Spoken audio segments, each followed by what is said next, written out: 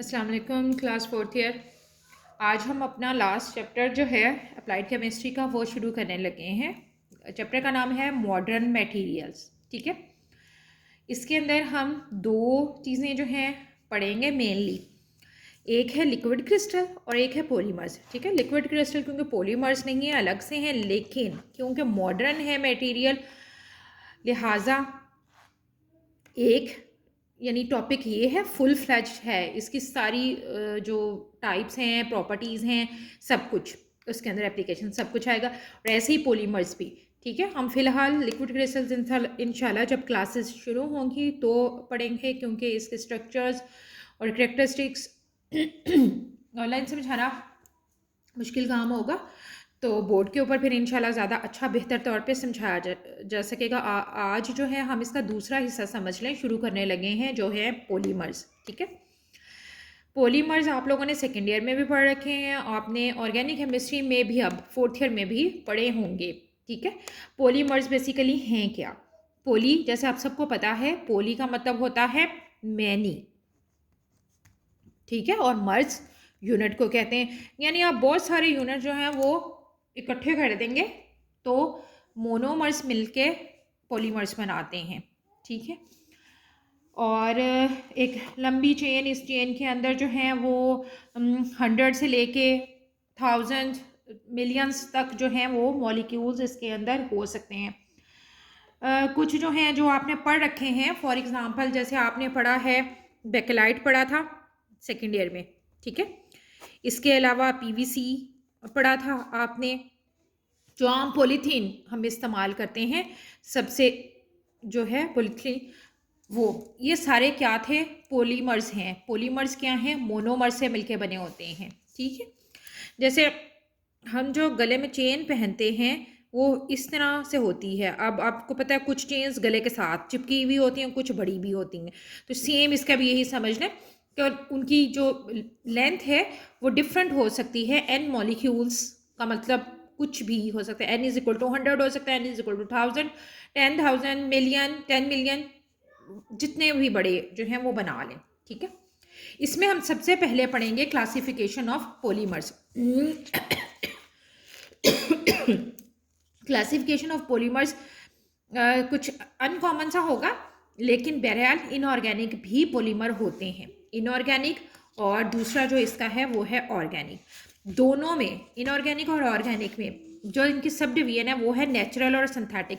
यानी इनऑर्गेनिक में भी नेचुरल इनऑर्गेनिक पॉलीमर्स होंगे और सिंथेटिक इनऑर्गेनिक पॉलीमर्स होंगे। ठीक है, और ऐसे ही बिल्कुल ऑर्गेनिक में भी नेचुरल ऑर्गेनिक पॉलीमर्स होंगे और सिंथेटिक ऑर्गेनिक पॉलीमर्स होंगे। पहले ऑर्गेनिक एग्जांपल्स दे देती हूँ क्योंकि बहुत ही कॉमन और फेमिलियर आपके लिए यकीनन होगा। नेचुरल बहुत सारी एग्जांपल्स हैं। सेलुलोज आप लोगों ने पढ़ा होगा यकीनन बॉटनी में। डीएनए, आरएनए, प्रोटीन सबसे जो हैं वो इम्पॉर्टेंट हमारे बॉडी के मटेरियल्स हैं, ये सारे नेचुरल हैं और ऑर्गेनिक नेचर में है, यानी carbon chain carbon chain carbon chain चलती है। ठीक है, ऐसे ही सिंथेटिक में जो ऊपर एग्जांपल दी थी वो सारी इसमें आ सकती हैं। इसमें रबड़ भी आ जाता है। अच्छा जी, पीवीसी आप ले लें, पॉलिएस्टर ले लें, बेकेलाइट ले लें, ये सारे के सारे सिंथेटिक हैं। ठीक है, यानी सिंथेटिकली इनको हम प्रोड्यूस कर सकते हैं। अब आ जाते हैं इनऑर्गेनिक। इनऑर्गेनिक में जो नेचुरल हैं वो हैं क्ले है। ठीक है, उसके अलावा सिलिकेट्स हैं, ये भी आपने सेकेंड ईयर में पढ़े थे। ठीक है, अच्छा जी, उसके अलावा अब आ जाए सिंथेटिक की तरफ। तो सिंथेटिक में हैं जी सिलिकॉन्स। ठीक है, हमने तफसील के साथ पढ़ने हैं, यही सिंथेटिक ही असल में पढ़ने हैं। इनऑर्गेनिक के भी सिंथेटिक जो हैं वो हमने पढ़ने हैं पॉलीमर्स, और ऑर्गेनिक के भी जो हैं वो सिंथेटिक पॉलीमर्स पढ़ने हैं। ठीक है, थोड़ा बहुत आपने इसकी प्रॉपर्टीज़ जो थी वो सेकेंड ईयर में पढ़ रखी थी, अब हम इसका तफसील सारी जो है वो पढ़ लेंगे। अच्छा, एक तो थी ये क्लासिफिकेशन, अब इनको सिर्फ इसी हिसाब से क्लासिफिकेशन नहीं कर सकते, ये तो हमने अपनी केमिस्ट्री जो है उसके हवाले से ऑर्गेनिक और इनऑर्गेनिक और उसको फर्दर नेचुरल और सिंथेटिक में डिस्ट्रीब्यूट कर लिया है। इसके अलावा भी जो है आपकी पॉलीमर्स को बहुत तरीके से कर सकते हैं। आपकी जो बुक है उसके अंदर जो दिया हुआ ना वो बहुत ही ज़्यादा दिया हुआ है, जिसको इतनी लंबी चौड़ी तफसील की ज़रूरत नहीं है। आपने इसकी जो क्लासिफिकेशन है या इसकी टाइप्स अगर याद करनी है ना, वो आपने सेकेंड ईयर की बुक में से याद कर लेनी है। तो उसमें से मैं आपको बता देती हूँ, हमने जैसे पढ़े थे कि इसमें एक तो इनकी क्लासिफिकेशन हो सकती है स्ट्रक्चर के थ्रू, ठीक है, एक क्लासिफिकेशन तो आपने पढ़ ली है। दूसरी क्लासिफिकेशन जो है वो स्ट्रक्चर के हिसाब से भी हो सकती है। स्ट्रक्चर के हिसाब से क्या होती है, लीनियर होते हैं, ठीक है। जैसे ये जो है समझ लें हमारे वो मॉलिक्यूल्स हैं जिनके दरमियान में हमने चेन बनाई हुई है, ठीक है, लीनियर है। जैसे फॉर एग्जांपल हमने CH2 पढ़ा था, ठीक है, ये लीनियर है, ठीक। ऐसे ही इसके बाद जो दूसरी है वो आती है ब्रांच्ड की, मतलब थोड़ा बहुत ब्रांचिंग जो है वो हो सकती है। इसकी एग्जांपल हमने पढ़ी थी क्लोरोप्रीन में, मतलब CH2 ही चल रहा है लेकिन वहाँ पे एक इधर को ब्रांच जो है वो आ गई है, फिर CH Cl, ठीक है। अब ये क्या है, ये ब्रांचेस हैं छोटी छोटी सी। इसके अलावा थे क्रॉस लिंक्ड या 3 डायमेंशन जिसको कहते हैं। इसकी एग्जांपल क्या थी, इसकी एग्जांपल थी बेकेलाइट हमारे पास, ठीक है, जो हमारा 3 डायमेंशन में चलता है। ये इस तरीके से CH2, अब ये इधर को भी है और ये क्योंकि ऑर्थो और पैरा डायरेक्टिंग ग्रुप होता है और इधर को भी चल रहा है, इधर भी आगे ये बेंजीन रिंग से जो है वो अटैच होता है, ठीक है। ये हो गई हमारी जो है वो स्ट्रक्चर के हिसाब से उसकी डिवीजन पॉलीमर्स की, ठीक है।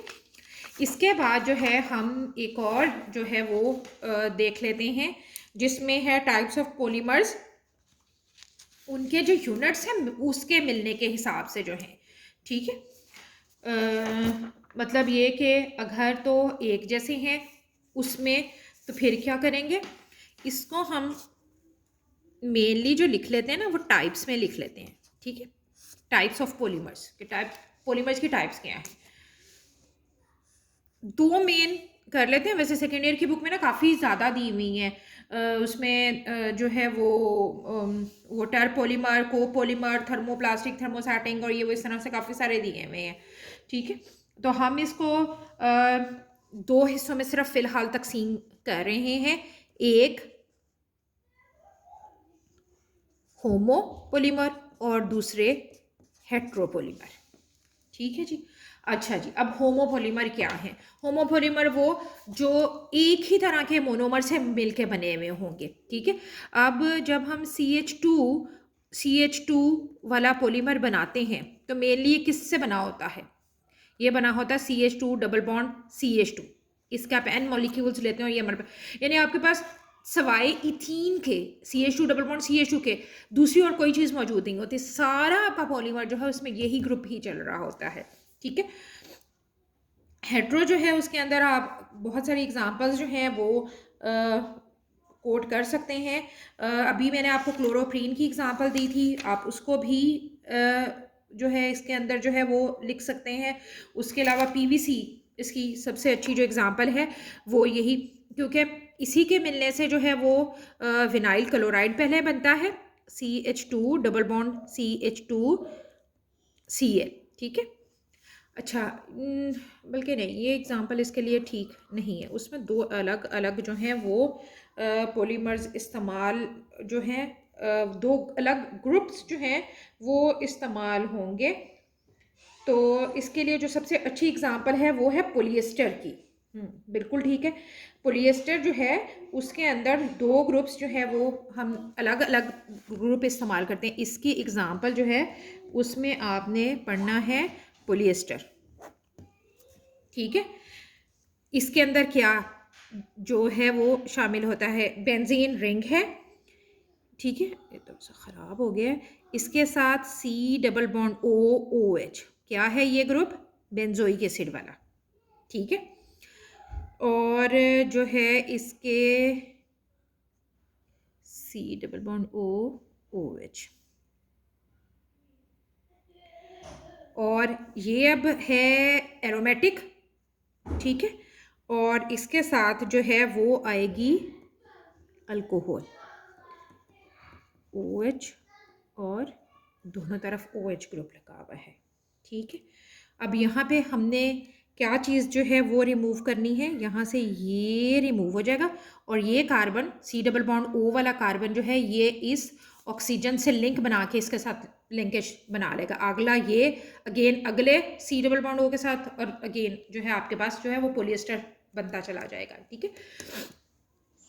तो इस तरह की, यानी अब इसमें एक मॉलिक्यूल हमारे पास ये है, दूसरा ये है, ठीक है, दोनों डिफरेंट हैं, और आपकी चेन भी ऐसे चलेगी, एक ये होगा, एक ये होगा, अगला फिर जो है वो एरोमेटिक आ जाएगा, फिर एलिफेटिक अल्कोहल, फिर एरोमेटिक एलिफेटिक, और इस तरह से ये जो चेन है आपकी वो चलती जाएगी, ठीक है। अच्छा जी, अब जो है तीसरी टाइप्स जो है वो क्या है, ये आपकी इसमें डॉक्टर साहब वाली बुक जो है इसके अंदर भी दी हुई है। ये है जी, इसके मुताबिक जिस प्रोसेस के थ्रू वो बनते हैं, ठीक है। टाइप्स अकॉर्डिंग टू फॉर्मेशन, जो बल्कि फॉर्मेशन प्रोसेस लिख नहीं लेते हैं, ठीक है। फॉर्मेशन प्रोसेस, इसमें हमारे पास भी दो मेन जो हैं वो प्रोडक्ट्स बनती हैं, एडिशन और दूसरी है कंडेंसेशन।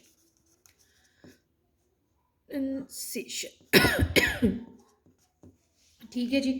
अच्छा जी, एडिशन जो है उसके अंदर हमारा जो फ्री रेडिकल एडिशन होती है बिल्कुल सेम वैसे ही होती है। आप जो है वो सेम ले लें या डिफरेंट ले लें, लेकिन उनके अंदर क्या है, रेडिकल बनेगा, और वो रेडिकल जो है वो ऐड होता जाएगा, उसमें से चीज़ कोई नहीं निकलेगी, ठीक है। सिर्फ क्या है, हमारे पास एडिशन होगी। और कंडेंसेशन में आप यही एक ही एग्जांपल याद कर लें, पॉलिएस्टर की हेट्रो में भी आ जाएगी और कंडेंसेशन में भी आ जाएगी। एडिशन में आप कोई भी लिख लें, विनाइल क्लोराइड की लिख लें, चाहे चाहे जो है वो बेकिलाइट की लिख लें, किसी की भी लिख लें जिसमें जो है वो नहीं होती। कंडेंसेशन और हेट्रो में एक ही एग्जांपल आपकी चल जाएगी, क्योंकि यहाँ पे भी कंडेंसेशन हम क्या कहते हैं कि जब दो यूनिट्स आपस में मिलते हैं और उसमें से एक छोटा जो मॉलिक्यूल है वो निकलता है, चाहे पानी हो चाहे अमोनिया हो, कोई भी छोटा मॉलिक्यूल जो है उसमें से निकल जाता है और वो आपस में कंडेंस मिल जाते हैं, दो डिफरेंट मॉलिक्यूल्स या सेम मॉलिक्यूल्स, ठीक है, ज़रूरी नहीं है डिफरेंट ही हो। तो उसके बाद हमारे पास जो पॉलीमर बनेगा उसको हम कहेंगे कंडेंसेशन, और एडिशन में वो दोनों सिर्फ आपस में जुड़ेंगे, निकलेगी कोई चीज़ नहीं इसके अंदर से, ठीक है जी। ये तो हो गया आपके टाइप्स और उसकी सारी जो फॉर्मेशन थी वो, ठीक है।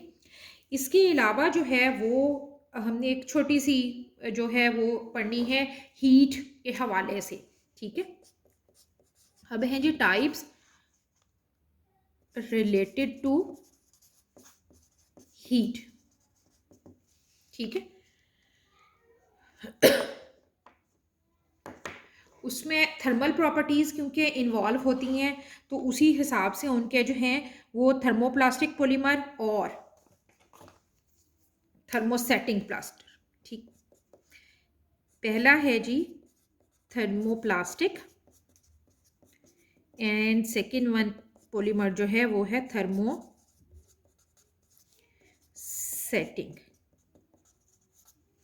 थर्मोप्लास्टर प्लास्टिक पॉलीमर जो है वो सॉफन हो जाता है, बार बार आप उसको हीट करते हैं और उसके बाद उसको जो है वो कूल कर लेते हैं, तो उसकी प्रॉपर्टीज़ में बहुत थोड़ी जो है वो तब्दीली आती है, ज़्यादा चेंजेस नहीं आती।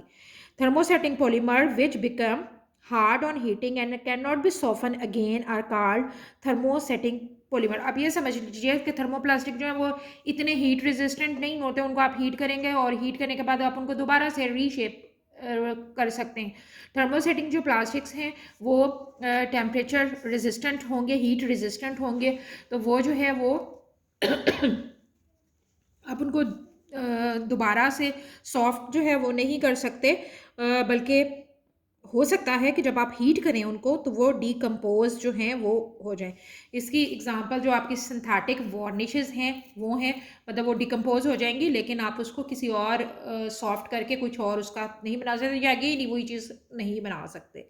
ठीक है, ये हो गया हमारा जो है वो क्लासिफिकेशन का आज। अब इंशाल्लाह जो है नेक्स्ट हमने टॉपिक अपना पढ़ना शुरू करना है सिलिकॉन। पहले हैं इनऑर्गेनिक आपके पॉलीमर्स और उसके बाद हैं ऑर्गेनिक पॉलीमर्स। ठीक है, बहुत ही आसान है, तकरीबन एक ही स्टाइल होगा हमारा जो पढ़ने का होगा। मतलब हमने उसमें उनकी सबसे पहले तो देखना है कि वो हैं क्या पॉलीमर, किस चीज़ के बने होते हैं, उसके बाद उनकी फॉर्मेशन, प्रॉपर्टीज़ और उसके यूजेस। ठीक है, हमने जो है इसके अंदर पढ़नी है दो इनऑर्गेनिक के अंदर पढ़ने हैं पॉलीमर्स, एक है सिलिकॉन और एक है सिरामिक। हम एक एक करके पढ़ते जाएंगे उसको, और जो है वो आपने इसको साथ के साथ याद कर लेना है। इनमें से क्वेश्चन आता है और क्वेश्चन सारी बात आपको पता बड़ा ही आसान होगा अटैम्प्ट करना। आपने सिर्फ उसके बारे में बताना है, उसकी जो है वो फॉर्मेशन बतानी है, यानी केमिकली किस तरह से वो बन सकता है। उसके लिए कोई बहुत लंबे छोटे प्रोसेसेस नहीं हैं जो हमने लर्न करने हैं, और मोस्ट इंपॉर्टेंट उनकी प्रॉपर्टीज़ और एप्लीकेशंस हैं। ठीक है, मेरी तरफ से जनाब अल्लाह हाफिज़।